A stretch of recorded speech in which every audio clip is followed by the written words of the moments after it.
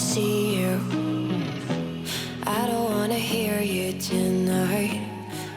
Hey everyone, welcome back. This is the video I've been intending to make for over a week now, and it's also where my most recent Gara Shattered Lash Nuke video came from. There was a lot of testing going on involved in this, and thank you Armageddon for helping me work out some kinks with the builds on stream over the last few days. Today we're going to dive into a very unique setup. When was the last time you saw a team-oriented synergy? It's okay. The core here only requires 2 frames today, so it really doesn't take too much to set it up, and I've made it as easy to use as possible. Of course, we will still discuss alternatives if you want to min-max further, but the main showcase and builds are designed to be extremely accessible to everyone. Remember those days when you sometimes saw, or were yourself, the particular Gara in Hildryn that would continuously spam her mass Vitrify and then shatter it with her 1 to nuke the map? Yeah, we are building upon that concept today, but for steel path and infinitely scaling. The only reason why this is even possible now is due to a multitude of changes in Focus 3.0 as a result of Angels of Zariman. New arcanes introduced, new weapon interactions due to the Incarnon system, and just new mechanic discoveries in general. So let's dive right in. My previous video, the Shattered Lash Nuke Gara, used a crit setup that was approximately 2 times stronger on average than the traditional Gara Shatter Lash setups, meaning it nearly rivaled the best Riven setups while Rivenless. The reason that video came to be was because the higher crit scaling of Shatter Lash could be used to massively amplify the amount of damage you could do when using Gara's Pseudo Exalted to shatter her mass Vitrify. Unfortunately, I learned that damage calculation when converting Shattered Lash damage into mass Vitrify explosion damage not only cannot crit, but it also ignores crits done by Shattered Lash itself. As a result, traditional static setups work much better for mass Vitrify nukes, rather than the crit stick setup I showed a few days ago, but obviously it still ended up being strong enough to justify its own upload. Another concept that throws a wrench in our plans is that mass Vitrify's explosion is pure IPS split. It does not inherit the elemental types of Shattered Lash, so the order of elements on the stat stick if you're using it to blow up mass Vitrify, and not directly hit enemies, does not matter. But IPS is also resisted by armor, meaning not only is armor scaling a problem for Steel Path, but our damage is reduced even further by disadvantageous matchups. This is solved by Hildryn. Today we're doing some tweaks on my original Hildryn God support setup and combining it with Gara to enable her to be the easiest and most simple map nuke duo ever. Why did I specifically choose these two? Because Hildryn easily allows Gara to do damage into the millions, which is enough to kill everything in Steel Path no matter what, even in Endurance. Outside of actual Demolists and Acolytes. Acolytes in particular though can also be killed with Hildryn's Balefire, or even Gara's Shattered Lash. Pillage also works against Acolytes to strip their armor, but only if their shield is fully removed. So this allows you to easily handle them regardless of your loadout. There's one caveat though. While Gara's mass Vitrify explosion is busted in the sense that it bypasses walls completely, has 0 falloff, and it has literal map eclipsing range, it requires enemies to be fully stripped by Hildryn if you want it to scale into Endurance. Hildryn's armor strip from Pillage requires line of sight, so open maps with less cover are strongly favored, as Hildryn will be able to constantly shred their armor for Gara to nuke. Popular choices include the Lua defense style or Mercury defense.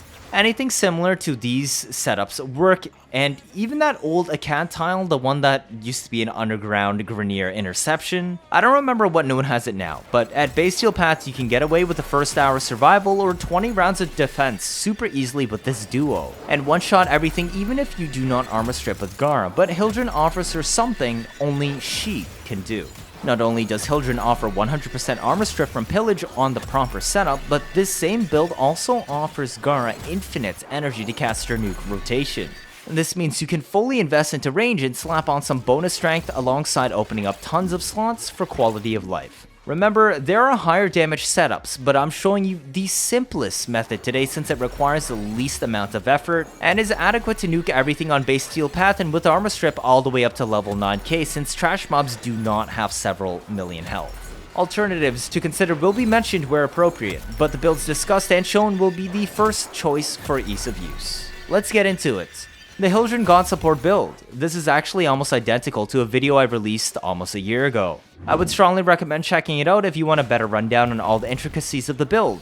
We will only be going over it in brief today due to covering both Hildryn and Gara, as well as a bunch of other loadout synergies required for this dynamic duo to shine. It is a Voracious Metastasis Hildryn, a helmet ability that gives back energy to all allies within affinity range over a duration. The total amount of energy given scales off of efficiency. More efficiency gives less total energy, less efficiency gives more total energy. Running Blind Rage grants the most energy in total. However, Hildryn uses shields to cast abilities, and has 10 times the cost to cast, so a 50 energy cost ability will cost 500 shields. The energy given to allies is equal to the cast cost, which is why negative efficiency grants more energy. Hildryn's energy are literally her shields that naturally recharge over time and can be instantly filled by casting Pillage. Therefore, she has an infinite source of energy for her teammates by alternating Voracious Metastasis casts with Pillage. Keep in mind, Pillage only grants you back shields if you strip armor or shields from enemies, so against Infested, you will probably need a Proteus Spectre since it will drop Dispensary for energy orbs, which grants shields to Hildryn. Or alternatively, you can use shield pads. The total energy granted to allies is given over duration. This particular build grants 775 energy over 7.25 seconds, or 106 energy per second. This actually makes Hildryn better than Eevee Trinity since it does not overcap allies by granting it all at once. Also, in general, it gives more energy overall and uses the 50-meter affinity radius instead of requiring an actual range stat. Pillage on this build has 11.6 meter base range. With Molt Efficiency active for 36% bonus duration, Pillage expands for 2.18 seconds, which corresponds to a true max range of 55.2 meters radius. Everything within line of sight of this radius will be full stripped of shields and armor. But wait, doesn't Pillage require 400% strength to full strip?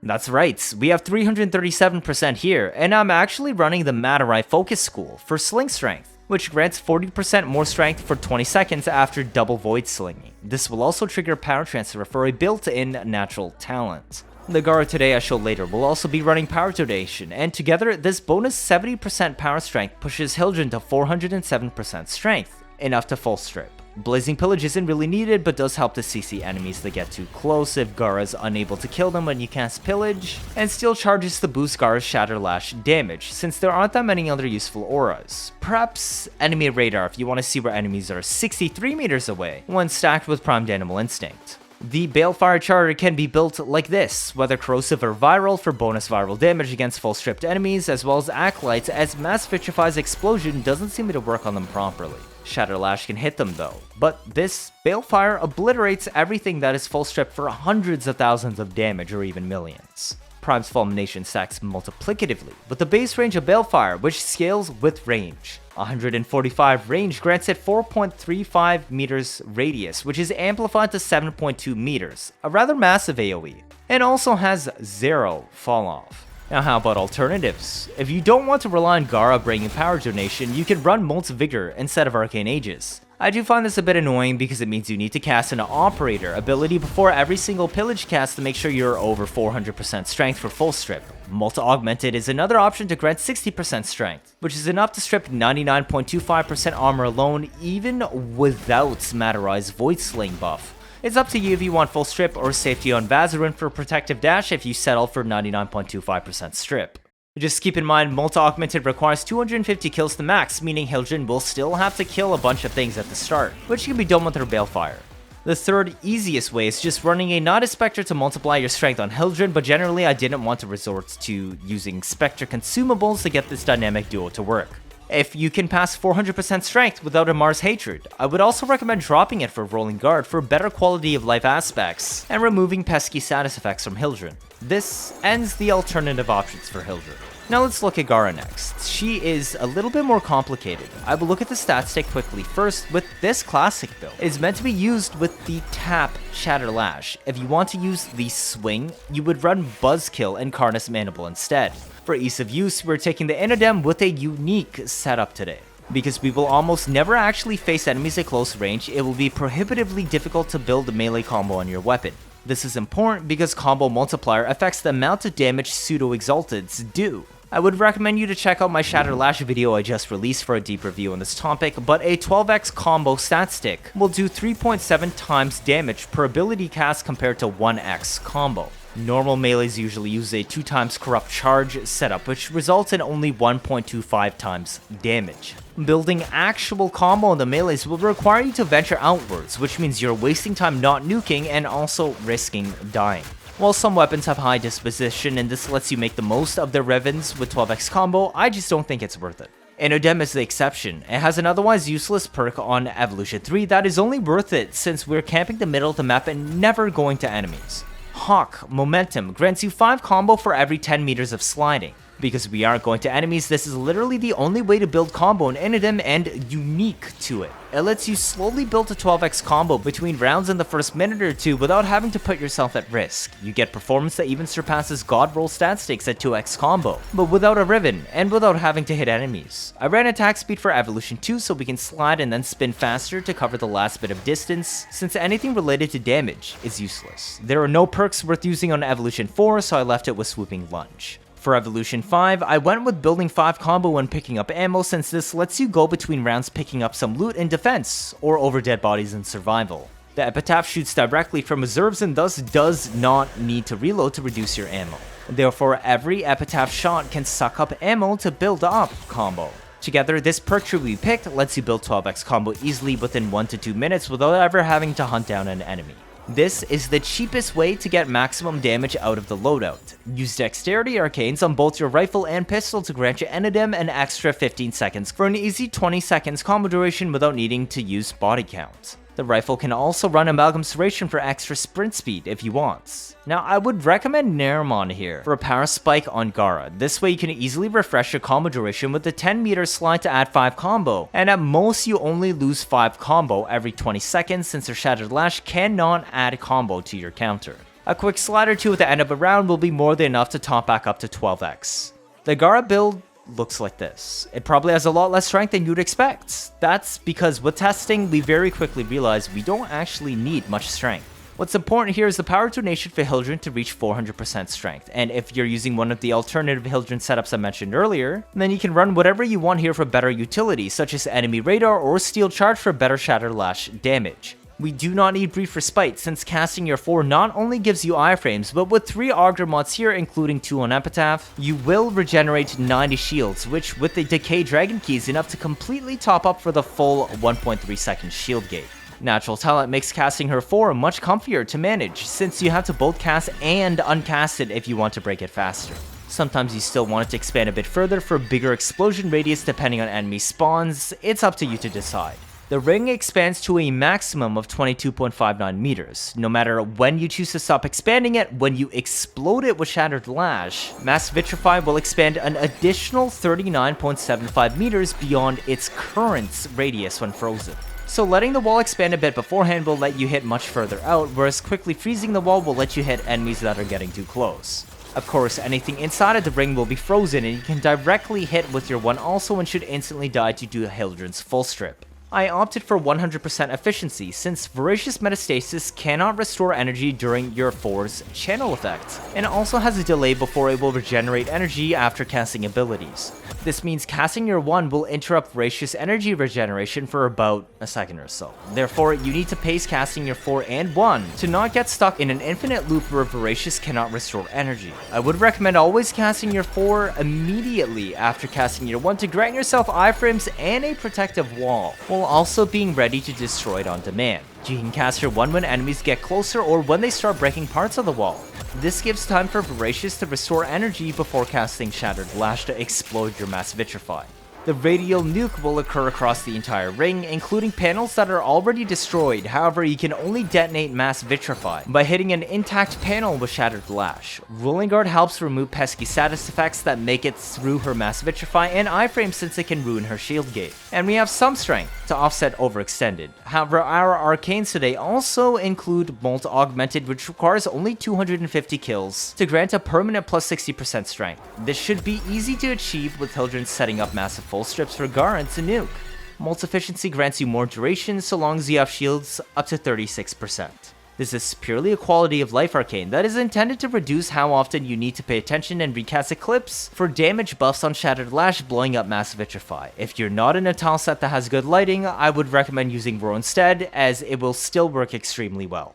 Alternatively, you can run Arcane Fury instead of Multificiency for more damage. However, this requires you to bring a special epitaph build that looks like this. Arcane Fury only procs off crits, and exploding your 4 cannot crit. A 60% crit chance epitaph with this much fire rate and multi-shot has a decent chance of proccing crits on the massive 13.28 meter AoE. On the other hand, landing a direct hit with a charge shot on 144% crit chance also has a good chance of proccing the Arcane. Arcane Fury results in a final 50% damage increase on this build, however, as mentioned, is annoying to use. It's up to you to decide. I just felt I didn't really need this extra damage. Now for companions, both players, I would suggest bringing a Panzer today. It gives the ease of use of infinite self-revives with Panzer Devolution while also spreading viral quills. Martyr can save you from dying, acting like a quarter-second health gate and killing your cat in the process. Tech Assault can prevent this suicide from killing your cat, allowing multiple Martyr procs if needed. However, Martyr, if it does kill your cat, takes 30 seconds until you get it back.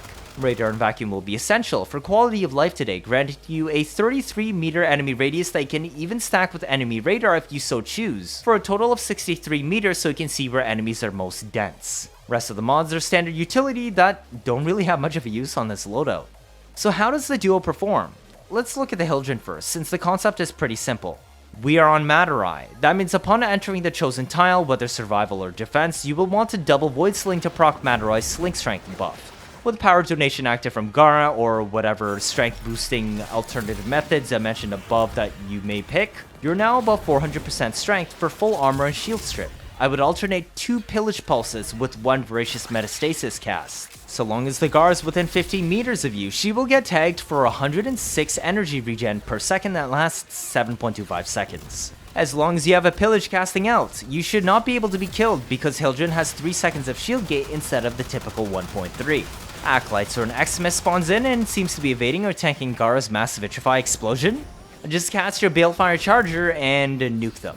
You have over 400% strength scaling on it and have a 7.2 meter blast radius with 0 fall off on this build. You can, but I would not bother recommending to focus too much on having Haven active since a lot of the times enemies will die out of range and you'll be unable to proc Blazing Pillage on them. And that's it. So long as you keep refreshing your double Void Sling buff once every 20 seconds, you will always have 400 plus strength. You give infinite energy to your Gara teammates, you strip all the armor so they can nuke, and you even have your own exalted weapon to kill any pesky leftovers. Now, how about Gara? Although her build was more flexible, the rotation is a bit tighter than Hildryn. Essentially, you cannot gain energy back while you're force channeling, but there is also a half-second delay after casting any ability, where Voracious will not regenerate any energy for you. This means if you constantly chain spam your 4 and your 1, you will literally never regenerate anything and your bar will bottom out. So the recommendation here is to always cast your 4 immediately after your 1. But then, wait a second or two before shattering it so that you can recoup the cast cost. Why this particular way?